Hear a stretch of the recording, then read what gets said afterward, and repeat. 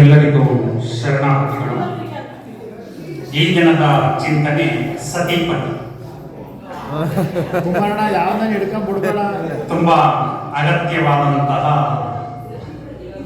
ಚಿಂತನೆಯನ್ನ 12ನೇ ಶತಮಾನದಲ್ಲಿ ಜೇಡರ ದಾಸಿಮಯ್ಯ ಮತ್ತು ದುಗ್ಗಳೆ ಇರ್ತಾರೆ. ಒಬ್ಬರನ್ನೊಬ್ಬರನ್ನ ಅರಿತುಕೊಂಡು ಜೀವನವನ್ನ ನಡೆಸ್ತಾರೆ. ಆ ಸಂದರ್ಭದಲ್ಲಿ ಇಬ್ಬರು ಸಾಧಕ ಯುವಕರು, ಅವರಿಬ್ಬರಲ್ಲಿ ವಾದ ವಿವಾದ ನಡೆಯುತ್ತೆ. ಒಬ್ಬ ಸಾಧಕ ಯುವಕ ಸಂಸಾರ ಹೆಚ್ಚು ಅಂತ, ಮತ್ತೊಬ್ಬ ಸಾಧಕ ಯುವಕ ಸನ್ಯಾಸ ಹೆಚ್ಚು ಅಂತ. ಅವರಿಬ್ಬರಲ್ಲಿ ವಾದ ವಿವಾದ ಮುಗಿಲಿಗೆ ಇರುತ್ತೆ. ಆಗ ಮತ್ತೊಬ್ಬರು ಅನುಭಾವಿಗಳಿರ್ತಾರೆ. ಅವರ ಹತ್ರ ಹೋಗಿ, ಸರ್, ನಾನು ಇವನು ಸನ್ಯಾಸ ಹೆಚ್ಚು ಅಂತ ಇದ್ದೀನಿ, ಇವನು ಸಂಸಾರ ಹೆಚ್ಚು ಅಂತ ಇದ್ದಾನೆ, ಯಾವುದು ಹೆಚ್ಚು ಅಂದಾಗ, ನಾನು ಕೇವಲ ಜ್ಞಾನದ ಮಾತಿನಿಂದ ಹೇಳೋದಲ್ಲಪ್ಪ, ಅದು ಅನುಭಾವಿಕವಾಗಿ ಅದನ್ನ ನೀನು ಅನುಭವಿಸ್ಬೇಕು. ಅದಕ್ಕೆ ಇಲ್ಲಿ 12ನೇ ಶತಮಾನದಲ್ಲಿದ್ದಂತಹ ಶರಣರಿದ್ದಂತಹ ಜೇಡರ ದಾಸಿಮಯ್ಯ ಮತ್ತು ದುಗ್ಗಳೆ ಬಳಿ ಕಳಿಸ್ತಾರೆ. ಜೇಡರ ದಾಸಿಮಯ್ಯ ಮತ್ತು ದುಗ್ಗಳೆ ಹತ್ರ ಹೋದ್ರೆ ನಿಮ್ಗೆ ಅದಕ್ಕೆ ಉತ್ತರ ಸಿಗುತ್ತೆ ಅಂದಾಗ ಆ ಯುವಕರು ಜೇಡರ ದಾಸಿಮಯ್ಯ ಮತ್ತು ದುಗ್ಗಳೆ ಹತ್ರ ಹೋಗ್ತಾರೆ. ಆ ಜೇಡರ ದಾಸಿಮಯ್ಯನವರ ಕಾಯಕ ಏನಂದ್ರೆ ನೂಲನ್ನ ನೇಯುವುದು, ರಾಟೆಯಿಂದ ನೂಲನ್ನ ನೇಯುವುದು. ಹಿಂಗೆ ಎಳೆ ಬಿಸಿಲಿನಲ್ಲಿ ಮನೆಯ ಹೊರಗಡೆ ಕುಳಿತುಕೊಂಡು ನೂಲನ್ನ ನೇಯ್ತಾ ಇರ್ತಾರೆ. ನೇಯ್ತಾ ಇರಬೇಕಾದ್ರೆ ದೀಪ ಬೇಕಾಗುತ್ತೆ. ಆ ಸಂದರ್ಭದಲ್ಲಿ ಆ ಯುವಕರು ಹೋಗ್ತಾರೆ ಜೇಡರ ದಾಸಿಮಯ್ಯನವರೇ, ನಮ್ಮಿಬ್ಬರಲ್ಲೂ ಕೂಡ ಒಂದು ವಾದ ನಡೀತಾ ಇದೆ, ಸಂಸಾರ ಹೆಚ್ಚು ಸನ್ಯಾಸ ಹೆಚ್ಚು ಅಂತ. ಅದಕ್ಕೆ ನೀವು ಏನ್ ಹೇಳ್ತೀರಾ ಅಂದಾಗ, ಕೂತ್ಕೊಳ್ಳಿ ಅಂದ್ಬಿಟ್ಟು ಆ ಯುವಕರನ್ನ ಅವರ ಮುಂದೆ ಕುಡಿಸ್ತಾರೆ.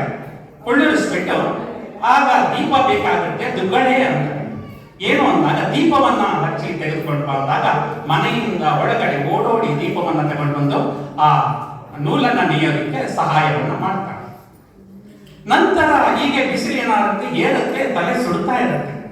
ಆ ಸುಡುವಾಗ ದುಗ್ಗಳೆ ತಲೆ ಸುಡ್ತಾ ಇದೆ, ಒಂದು ಬಟ್ಟೆಯನ್ನ ತೆಗೆದುಕೊಂಡು ವಸ್ತ್ರವನ್ನ ತೆಗೆದುಕೊಂಡು ಬಂದಾಗ ಅವಳು ಒಂದು ಬಟ್ಟೆಯನ್ನ ತೆಗೆದುಕೊಂಡು ಬಂದು ಆ ತಲೆಯ ಮೇಲೆ ಸುತ್ತಾರೆ. ಮತ್ತೆ ಹಸಿವಾಗುತ್ತೆ, 10 ಗಂಟೆ 10:30 ಆಗಿರುತ್ತೆ, ಹಸಿವಾಗಿರುತ್ತೆ.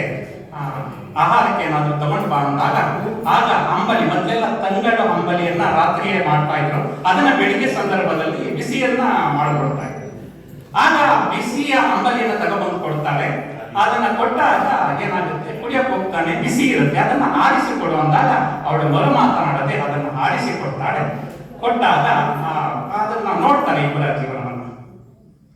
ಆಗ ಜೇಡರ ದಾಸಿಮಯ್ಯ ಹೇಳ್ತಾರೆ, ದುಗ್ಗಳೆಯಂತಹ ಪತ್ನಿ ಇದ್ದರೆ ಸಂಸಾರನೇ ಹೆಚ್ಚು ಅನ್ನೋದನ್ನ ಅಲ್ಲಿ ತೋರಿಸ್ತಾರೆ. ಯುವಕರಿಗೆ ಗೊತ್ತಾಗುತ್ತೆ ಸನ್ಯಾಸಕ್ಕಿಂತ ಸಂಸಾರ ಹೆಚ್ಚು ಅಂತ. ಜೀವನವನ್ನ ಸಾಗಿಸಿದಾಗ ಅದು ಗೊತ್ತಾಗುತ್ತೆ. ಅದಕ್ಕೆ ಆ ಸಂದರ್ಭದಲ್ಲಿ ಬರುವಂತಹ ಆ ಜೇಡರ ದಾಸಿಮಯ್ಯನವರು ರಚಿಸಿರುವಂತಹ ವಚನವೇ, ಬಂಧುದ ನರಿದು ಬಳಸುವಳು, ಬಂಧುದ ಪರಿಣಾಮಿಸುವಳು, ಬಂಧು ಬಳಗವ ಮರೆಸುವಳು, ದುಗ್ಗಳೆಯ ತಂದು ಬದುಕಿದನು ಕಾಣ ರಾಮನಾಥ ಅಂತ. ಇದು ಅನುಭಾವಿಕ, ಯಾವುದೇ ಕಟ್ಟುಕತೆ ಇಲ್ಲ ಅಥವಾ ಕವಿಗಳು ಬರೆದಿರುವಂತಹ ಕಲ್ಪನೆ ಎಲ್ಲ, ವಚನದ ಮೂಲಕವೇ ಅವರು ಅನುಭವಿಸಿದಂತಹ ನೋವು ನಲಿವುಗಳನ್ನ ಈ ಒಂದು ವಚನದ ಮೂಲಕ ವ್ಯಕ್ತಪಡಿಸ್ತಾರೆ. ಹಾಗೆ ಆ ದುಗ್ಗಳೆಯಂತಹ ಹೆಂಡತಿ ಸಿಕ್ಬಿಟ್ರೆ ಎಲ್ಲರನ್ನು ಮರೆಸಿಬಿಡ್ತಾರೆ. ಆ ಮನೆಯೇ ಏನಾಗುತ್ತೆ, ಸ್ವರ್ಗವಾಗುತ್ತೆ. ನಮ್ಮ ಶರಣರು ಸ್ವರ್ಗ ಅಂದ್ರೆ ನಾವು ಇಹಲೋಕವನ್ನ ತ್ಯಜಿಸಿ ಮೇಲೆ ಹೋದಾಗ ಇದೆಯಲ್ಲ, ಅದನ್ನ ಅವರು ಅಲ್ಲಗೆಳಿತಾರೆ. ಮೇಲೆ ಹೋದಾಗ ನಾವು ಇರೋದೇ ಇಲ್ಲ. ಅದಕ್ಕೆ ಅವರು ಸರಳ, ನಮ್ಮ ಬಸವಣ್ಣರು ಹೇಳೋದು, ದೇವಲೋಕ ಮರ್ತ್ಯಲೋಕವೆಂಬುದು ಬೇರೆಲ್ಲ ಕಾಣಿರೋ, ಸತ್ಯವ ನುಡಿಯುವುದೇ ದೇವಲೋಕ, ಮಿಥ್ಯವ ನುಡಿಯುವುದೇ ಮರ್ತ್ಯಲೋಕ, ಆಚಾರವೇ ಸ್ವರ್ಗ, ಅನಾಚಾರವೇ ನರಕ, ಕೂಡಲ ಸಂಗಮ ದೇವ ನೀವೇ ಪ್ರಮಾಣ ಅಂತ. ನಾವು ಕಣ್ಣಲ್ಲಿ ನಮ್ಮ ಜೀವನದಲ್ಲಿ ಏನು ಒಳ್ಳೆಯದನ್ನು ಅನುಭವಿಸ್ತಿರ್ತೀವಿ, ಅದೇ ಸ್ವರ್ಗ. ಈ ಗಂಡ ಹೆಂಡತಿ ತುಂಬಾ ಅನನ್ಯವಾಗಿದ್ದೀವಿ ಅಂದ್ರೆ ಅದೇ ಸ್ವರ್ಗ. ಗಂಡನ ಕಂಡ ಹೆಂಡತಿಗಾಗಲ್ಲ, ಹೆಂಡತಿ ಕಂಡ ಗಂಡನಿಗಾಗಲ್ಲ ಅಂದ್ರೆ ಅದೇ ನರಕ. ನಮ್ಮ ಶಾಲೆಯಲ್ಲಿ ಎಲ್ಲ ಒಟ್ಟಾರೆ ಚೆನ್ನಾಗಿದ್ದೀವಿ ಅಂದ್ರೆ ಅದೇ ಸ್ವರ್ಗ. ಒಬ್ಬ ಟೀಚರ್ ಕಂಡ್ರೆ ಇನ್ನೊಬ್ರಿಗಾಗಲ್ಲ, ಆ ಟೀಚರ್ ಕಂಡ್ರೆ ಇನ್ನೊಬ್ರಿಗಾಗಲ್ಲ ಅಂದ್ರೆ ಅದೇ ನರಕ. ಅದಕ್ಕೆ ಅದನ್ನ ನಮ್ಮ ಶರಣರು ಈ ರೀತಿ ಹೇಳ್ತಾರೆ, ಜೀವನದಲ್ಲೇ ಸ್ವರ್ಗ ನರಕವನ್ನ ಅನುಭವಿಸ್ಬೇಕು ಹೊರತು ಇಲ್ಲದ ಲೋಕವನ್ನ ಕಲ್ಪಿಸಿಕೊಳ್ಳೋದು ಬೇಡ. ಇನ್ನು ನಮ್ಮ DVJ ಹೇಳ್ತಾರೆ, ಮರಣದಿ ಮುಂದೇನು ಭೂತವೋ ಪ್ರೇತವೋ ಅಂತ ಹೇಳಿ ಕೊನೆಗೆ ತಿರುಗಿ ಬಂದವರಿಲ್ಲ, ವರದಿ ತಂದವರಿಲ್ಲ, ದಾರಿಯ ಬಾಡದ ದರಿನೇ ಮಂಕುತಿಮ್ಮ ಅಂತ. ಮರಣದ ನಂತರ ಮುಂದೆ ಏನು, ಭೂತವೋ ಪ್ರೇತವೋ ಪರಲೋಕವೋ ಪುನರ್ಜನ್ಮವೋ ಅಂತ ಮತ್ತೆ ಹೇಳ್ತಾರೆ. ಮರಣದ ನಂತರ ಏನು, ಭೂತ ಆಗ್ತಾರೆ ಅಂತಾರೆ, ಪ್ರೇತ ಆಗ್ತಾರೆ ಅಂತಾರೆ, ಇನ್ನು ಕೆಲವರು ಪರಲೋಕ ಸ್ವರ್ಗ ಸಿಗುತ್ತೆ ಅಂತಾರೆ, ಇನ್ನು ಕೆಲವರು ನರಕ ಸಿಗುತ್ತೆ ಅಂತಾರೆ. ಅದು ನಿಜನ? ಆಗ ಮತ್ತೆ ಹೇಳ್ತಾರೆ, ತಿರುಗಿ ಬಂದವರಿಲ್ಲ, ವರದಿ ತಂದವರಿಲ್ಲ. ಇವತ್ತೇನಾದ್ರೂ ನಾನು ಯಾವ್ದಾದ್ರು ಒಂದು ಕಾರ್ಯಕ್ರಮ ನಾನು ಭಾಗವಹಿಸಿದ್ದೀನಿ ಅಂದ್ರೆ ಯಾರಾದ್ರೂ ಪತ್ರಿಕೆಯವರು ಬಂದು ಅದನ್ನು ನೋಟ್ ಮಾಡ್ಕೊಂಡು ಹೋದ್ರೆ ನಾಳೆ ಪತ್ರಿಕೆಯಲ್ಲಿ ವರದಿ ಬರುತ್ತೆ. ಆದ್ರೆ ಸ್ವರ್ಗದಿಂದ ಯಾರು ಇಲ್ಲಿವರೆಗೆ ನಾವು ಸಾವಿರಾರು ಜನ ಕಳ್ಕೊಂಡಿದ್ದೀವಿ, ಯಾರು ವರದಿಯನ್ನು ಕೊಟ್ಟಿಲ್ವಲ್ಲ, ನಾವು ಸ್ವರ್ಗದಲ್ಲಿದ್ದೀನಿ ಅಂತನೋ ನರಕದಲ್ಲಿ ತಿರುಗಿ ಬಂದವರಿಲ್ಲ, ವರದಿ ತಂದವರಿಲ್ಲ. ಧರೆಯ ಬಾಳದವರಿಗೆ ಮಂಕುತಿಮ್ಮ, ಧರೆಯನ್ನ ಅರಿತು ಮಾಡಿದರೆ ಅದೇ ಸ್ವರ್ಗ ಅಂತ. ಇದು ಡಿ.ವಿ.ಜಿಯವರು ಅನೇಕ ದಾರ್ಶನಿಕರು, ಮಹಾನ್ ವ್ಯಕ್ತಿಗಳು ಇರುವಂತಹ ಸಂದರ್ಭದಲ್ಲಿ ನಾವು ಒಳ್ಳೆಯ ಜೀವನವನ್ನ ನಡೆಸಬೇಕು ಅನ್ನೋದನ್ನು ಹೇಳ್ತಾರೆ. ಅದಕ್ಕೆ ಸತಿಪತಿಗಳೊಂದಾದ ಭಕ್ತಿ ಹಿತವಾಗಿಪ್ಪುದು ಶಿವನಿಗೆ, ಸತಿಪತಿಗಳೊಂದಾಗದವನ ಭಕ್ತಿ ಅಮೃತದಳು ವಿಷ ಬೆರೆತಂತೆ ಕಾಣ ರಾಮನಾಥ ಅಂತ ಹೇಳ್ತಾರೆ. ಅದು ನಿಜವಾದದ್ದು ಅಂತ ಹೇಳ್ತಾ 80 ವರ್ಷದ ಮತ್ತು 80 ವರ್ಷದ ವೃದ್ಧೆ, 90 ವರ್ಷದ ವೃದ್ಧ ಅಂದ್ರೆ ಇಬ್ಬರು ಕೂಡ ಜೀವನದ ಕೊನೆಯ ಘಟ್ಟದಲ್ಲಿದ್ದಾರೆ. ಅವರು ಜೀವನವನ್ನು ಎಷ್ಟು ಚೆನ್ನಾಗಿ ಸೌದಿದ್ದಾರೆ ಅಂದ್ರೆ ಅವರ ಆದರ್ಶ ನಮಗೆ ಚೆನ್ನಾಗಿರುತ್ತೆ. ಅದು ಒಂದು ಕವಿತೆ. ನಾನೊಂದು ವಚನ ಕಥಾ ಪ್ರಪಂಚ ಅಂತ ಒಂದು ಪುಸ್ತಕವನ್ನ 101 ವಚನ, ಆ ವಚನಕ್ಕೆ ಆಧಾರವಾದಂತಹ ಕಥೆಗಳನ್ನ ಬರೆದಿದ್ದೇನೆ. ಅದು ಪುಸ್ತಕ ಎಲ್ಲ ಖಾಲಿಯಾಗಿರೋದ್ರಿಂದ ನಿಮ್ಗೆ ಏನಾದ್ರೂ ಈ ಚಿಂತನೆ ಕೇಳಬೇಕು ಅಂದ್ರೆ ನಾ PDF ಅನ್ನ ಕಳಿಸ್ಕೊಡ್ತೀನಿ, ಅದನ್ನ ಬಳಸ್ಕೊಳ್ಳಿ ಅಂತ ಹೇಳ್ತಾ, ಆ ಸಂದರ್ಭದಲ್ಲಿ ಗಂಡ ಹೆಂಡತಿಯರ ಸಂಬಂಧ ಹೇಗಿತ್ತು ಅನ್ನೋದಕ್ಕೆ 80 ವರ್ಷದ ವೃದ್ಧೆ 90ರ ಗಂಡನಿಗೆ ಹೇಳ್ತಾಳೆ, ಈ ದಾಂಪತ್ಯ ಯಾನದಲ್ಲಿ ಎನ್ನ ಕೈ ಬಿಡಿದವರು, ಹಿಡಿದ ಕೈ ಬಿಡದವರು ನೀವಲ್ಲವೇ ನನ್ನ ದೊರೆ, ನೀವಲ್ಲವೇ. ಹಬ್ಬಗಳು ಬಂದಾಗ ಹೊಸ ಪಂಚೆ ನಿಮಗಿರಲಿ ಇರದಿರಲಿ, ನಾ ಹಳೆ ಸೀರೆ ಹುಟ್ಟಾಗ ಬಿಟ್ಟು ಬಿಡು ಎಂದವರು, ಸಾಕು ಬಿಡು ಎಂದವರು, ಹೊಸ ಸೀರೆ ಕೊಟ್ಟವರು, ಮಲ್ಲಿಗೆಯ ನಿತ್ತವರು ನೀವಲ್ಲವೇ ನನ್ನ ದೊರೆ, ನೀವಲ್ಲವೇ.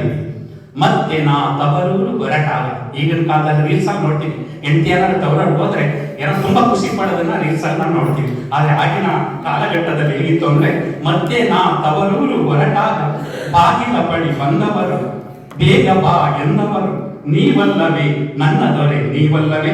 ಮತ್ತೆ ಫೋನುಗಳ ಮಾಡುತ್ತಾ ಮನೆಯೊಳಗೆ ನೀರಿಲ್ಲ, ಬಳೆಗಳ ಸದ್ದಿಲ್ಲ, ಬಾಯಿಗೆ ರುಚಿ ಇಲ್ಲ, ಬೇಗನೆ ಬರುವೆಯಲ್ಲ ಎಂದವರು ನೀವಲ್ಲವೇ ನನ್ನ ದೊರೆ, ನೀವಲ್ಲವೇ ಅಂತ ಹೆಂಡತಿ ಗಂಡನನ್ನ ಕುರಿತು ಹೇಳ್ತಾರೆ. ಆ ಗಂಡನು ಕೂಡ ಕಡಿಮೆ ಇಲ್ಲ, ಹೆಂಡತಿಯನ್ನು ಎಷ್ಟು ಚೆನ್ನಾಗಿ ಹೊಡಿತಾನೆ ಅಂದ್ರೆ, ಬೇರಿಲ್ಲದೆ ಮರವೆಲ್ಲಿದೆ, ಮರವಿಲ್ಲದೆ ಹೂವೆಲ್ಲಿದೆ, ಹೂವಿಲ್ಲದೆ ಹಣ್ಣೆಲ್ಲಿದೆ, ನೀನಿಲ್ಲದ ಮನೆ ಯಾರಿಗೆ ಬೇಕಾಗಿದೆ. ಎಂತಹ ಹೃದಯ ಸ್ಪರ್ಶಿ ಮಾತು. ಮನೆಯೊಳಗೆ ಬಂದವಳೆ, ಮನೆ ಯಾಕೆ ಆದವಳೆ, ಮನದೊಳಗೆ ನಿಂದವಳೆ, ನೀನಲ್ಲವೇ ನನ್ನ ರಸಿ, ನೀನಲ್ಲವೇ. ಬಡತನವೋ ಸಿರಿತನವೋ ಕಷ್ಟ ನಷ್ಟಗಳಲ್ಲಿ ಎನ್ನ ಜೊತೆ ಬಂದವಳು, ಜೊತೆಯಾಗಿ ನಿಂದವಳು, ನೀನಲ್ಲವೇ ನನ್ನ ರಸಿ, ನೀವಲ್ಲವೇ. ಮತ್ತೆ ಆ ವೃದ್ಧ ಕೊನೆಯಲ್ಲಿ ಆ ಒಂದು ತನ್ನ ಧರ್ಮಪತ್ನಿಗೆ ಹೇಳುವಂತಹ ಮಾತು ಎಷ್ಟೊಂದು ಹೃದಯ ಸ್ಪರ್ಶಿ ಅಂದ್ರೆ, ಇದು ಈಗಿನ ಕಾಲಘಟ್ಟಕ್ಕೆ ತುಂಬಾ ಒಪ್ಪಿಕೊಳ್ಳುವಂತಹ ಮಾತುಗಳು. ವೃದ್ಧಾಪ್ಯ ಬಂದಾಗ, ಆರೋಗ್ಯ ಹೋದಾಗ, ಆದಾಯ ಇರದಾಗ, ಹಣವೆಲ್ಲ ಸವೆದಾಗ, ಬಂಧುಗಳು ಬರದಾಗ, ಮಕ್ಕಳು ಮರೆತಾಗ, ನಾ ಒಳಗೆ ಹತ್ತಾಗ, ಬಳಿ ಬಂದು ನಿಂದವಳು, ಮರುಗದಿರಿ ಅಂದವಳು, ಕಣ್ಣೀರ ತಡೆದವಳು, ಯಾರಿರಲಿ ಇರದಿರಲಿ ನಾನಿಲ್ಲವೇ ನಿಮ್ಮ ಜೊತೆ ಎಂದವಳು, ನೀನಲ್ಲವೇ ನನ್ನ ರಸಿ, ನೀನಲ್ಲವೇ. ಇದು ನಮ್ಮ ಭಾರತದ ಸಂಸ್ಕೃತಿ. ಸತಿಪತಿಗಳ ಒಂದು ಜೀವನ ಅನ್ನೋದನ್ನ ತುಂಬಾ ಕವಿತೆಗಳ ಸಾಲಿನಲ್ಲಿ ಕಟ್ಟಿಕೊಡ್ತಾ, ಇವತ್ತು ಒಂದು ಪುಸ್ತಕದಲ್ಲಿ ಸತಿಪತಿಗಳ ಬಗ್ಗೆ ಒಂದು ನೋಡಿದೆ. ಅದಕ್ಕೆ ನನ್ನ ಮಗಳಿದ್ದಾರೆ, 9ನೇ ಕ್ಲಾಸ್ ಓದ್ತಾ ಇದ್ದಾಳೆ. ಇದನ್ನ ನಿನ್ನೆ ಬರಿಯಮ್ಮ ಅಂತ ಹೇಳಿದೆ. ಯಾಕಂದ್ರೆ ಮಕ್ಕಳಿಗೆ ನಾವು ಹಚ್ಚಬೇಕು. ಇದನ್ನ ನಾವು ಬರಿತಾ ಪದಗಳನ್ನ ಏನ್ ಮಾಡ್ತಾರೆ, ತಮ್ಮ ಜೀವನದಲ್ಲೂ ಕೂಡ ಅಳವಡಿಸ್ಕೊಳ್ಳೋದಕ್ಕೆ ಅನುಕೂಲ ಆಗುತ್ತೆ. ಅದಕ್ಕೆ ನನ್ನ ಮಗಳ ಕೈನೇ ಬರಿಸಿದೆ ಅದನ್ನ. ಅವಳು ಬರೆದಿದ್ದಾಳೆ ಏನು ಅಂದ್ರೆ, ಸತಿ ಎಂದರೆ ಸಹನೆಯ ಮೌನ ಭಾಷೆ, ಪತಿ ಎಂದರೆ ಪಾಲನೆಯ ಜಾಗೃತ ಜವಾಬ್ದಾರಿ, ಇರವರ ಮಧ್ಯೆ ಅಹಂಕಾರ ನಿಂತರೆ ಸಂಸಾರ ಕುಸಿಯುತ್ತದೆ, ಅನುಬಂಧ ನಿಂತರೆ ಸಂಸ್ಕಾರ ಅರಳುತ್ತದೆ. ಅಧಿಕಾರವಲ್ಲ ಈ ಸಂಬಂಧ, ಅದು ಅನುಕಂಪದ ಆಧಾರ, ಆಜ್ಞೆಯಲ್ಲ ಈ ಬದುಕು, ಅದು ಆಲೋಚನೆಯ ಸಂಚಾರ. ಒಬ್ಬರ ಮಾತಿನಲ್ಲಿ ಮೃದುತೆ, ಮತ್ತೊಬ್ಬರ ಮೌನದಲ್ಲಿ ಮಮತೆ ಇರಲಿ ಎಂದೇ ಸಂಸಾರ ದೇವಾಲಯವಾಗುತ್ತದೆ. ಸತಿಪತಿ ಎಂದರೆ ಒಬ್ಬರ ನೆರಳಲ್ಲಿ ಇನ್ನೊಬ್ಬರ ನಿಲ್ಲುವಿಕೆ, ಒಬ್ಬರ ನೋವಿನಲ್ಲಿ ಇನ್ನೊಬ್ಬರ ನಡುಕ, ಒಬ್ಬರ ಕನಸಿನಲ್ಲಿ ಇಬ್ಬರ ಭರವಸೆ. ದೋಷ ಕಂಡರೆ ದ್ವೇಷವಲ್ಲ, ಭಿನ್ನಾಭಿಪ್ರಾಯ ಬಂದರೆ ಅಂಗವಲ್ಲ, ಕಷ್ಟದಲ್ಲಿ ಕೈ ಬಿಡದೆ ಕಾಲದ ಕೈ ಹಿಡಿದು ಸಾಗುವುದೇ ಸತಿಪತಿಯ ನಿಜವಾದ ವ್ರತ. ಸಮತೆಯ ನೆಲೆಯಲ್ಲಿ ನಿಂತು ಪ್ರೇಮವನ್ನು ಪ್ರಾರ್ಥನೆಯನ್ನಾಗಿ ಮಾಡಿದಾಗ ಸಂಸಾರವೆಂಬ ಬದುಕು ಸಾಧನೆಯ ದೀಪವಾಗಿ ಬೆಳಗುತ್ತದೆ. ಇದು ಬಂಧನವಲ್ಲ, ಭಾವಬಂಧ. ಇದು ಒಪ್ಪಂದವಲ್ಲ, ಒಡಂಬಡಿಕೆ. ವಚನ ತತ್ವ ಸಾರುವಂತೆ ಮಾನವೀಯತೆಯ ಮದುವೆ ಇದು.